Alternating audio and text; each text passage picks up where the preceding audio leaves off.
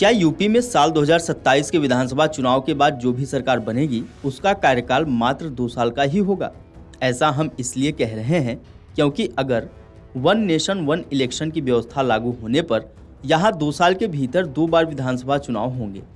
प्रदेश में साल 1991 और 1996 में भी लोकसभा और राज्य विधानसभा के चुनाव एक साथ हुए थे। विधानसभा अध्यक्ष सतीश महाना ने कहा कि रामनाथ कोविंद समिति ने अपनी सिफारिशों में जो कहा है कि वर्ष 2024 के बाद देश में जिस भी राज्य में विधानसभा चुनाव होंगे उसका कार्यकाल 2029 में लोकसभा के कार्यकाल के साथ ही समाप्त हो जाएगा। इस तरह से देखें तो यूपी में अगला विधानसभा चुनाव 2027 में होगा।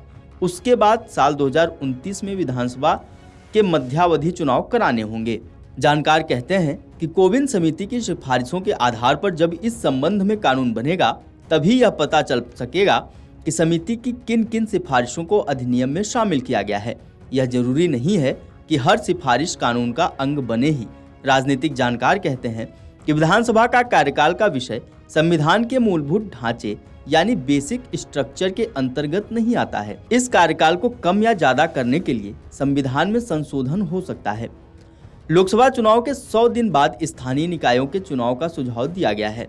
अगर निकाय चुनाव के साथ ही विधानसभा के चुनाव का प्रावधान किया जाता तो ज्यादा ठीक रहता।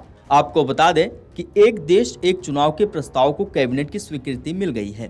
पूर्व राष्ट्रपति रामनाथ कोविंद समिति ने इस मुद्दे पर सभी प्रमुख राष्ट्रीय क्षेत्रीय दलों से विचार विमर्श करने के बाद अपनी रिपोर्ट मार्च महीने में ही वर्तमान राष्ट्रपति को सौंपी थी। अब केंद्र सरकार अगले सत्र में इस पर बिल लेकर आ सकती है। सत्तारूढ़ एनडीए खेमे के ज्यादातर दलों ने इस पर पहले ही अपनी सहमति जता दी है। इस बिल के संसद में पास होने से कोई संशय न होने की बात कही जा रही है।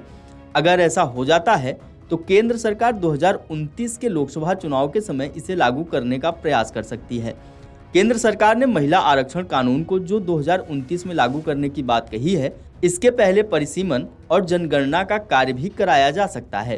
केंद्र सरकार ने इसके भी संकेत दिए हैं। ऐसे में 2029 का लोकसभा चुनाव देश की राजनीति में एक ऐसे मील के पत्थर की तरह स्थापित होगा जब देश ने अपनी चुनावी रणनीति को एक नई धारा में जोड़ दिया। लेकिन इसके लाभ हानि के असर को लेकर तरह तरह की चर्चाएं की जा रही हैं। आपको बता दें कि प्रधानमंत्री नरेंद्र मोदी ने 2019 के स्वतंत्रता दिवस पर एक देश एक चुनाव का जिक्र किया था। तब से अब तक कई मौकों पर भाजपा की ओर से एक देश एक चुनाव की बात की जा रही है। ये विचार इस पर आधारित हैं कि देश में लोकसभा और सभी राज्यों के विधानसभाओं के चुनाव एक साथ हों। अभी लोकसभा यानी आम चुनाव और विधानसभा चुनाव 5 साल के अंतराल में होते हैं। इसकी व्यवस्था भारतीय संविधान में की गई है। अलग अलग राज्यों की विधानसभा का कार्यकाल अलग अलग समय पर पूरा होता है। उसी के हिसाब से उस राज्य में विधानसभा चुनाव होते हैं। वीडियो डेस्क अमरउजाला.com। अगर आप ये वीडियो YouTube पर देख रहे हैं तो हमारे चैनल को सब्सक्राइब करें और बेल आइकन को दबाना ना भूलें। अगर आप Facebook पर ये वीडियो देख रहे हैं तो हमारे पेज को लाइक करें।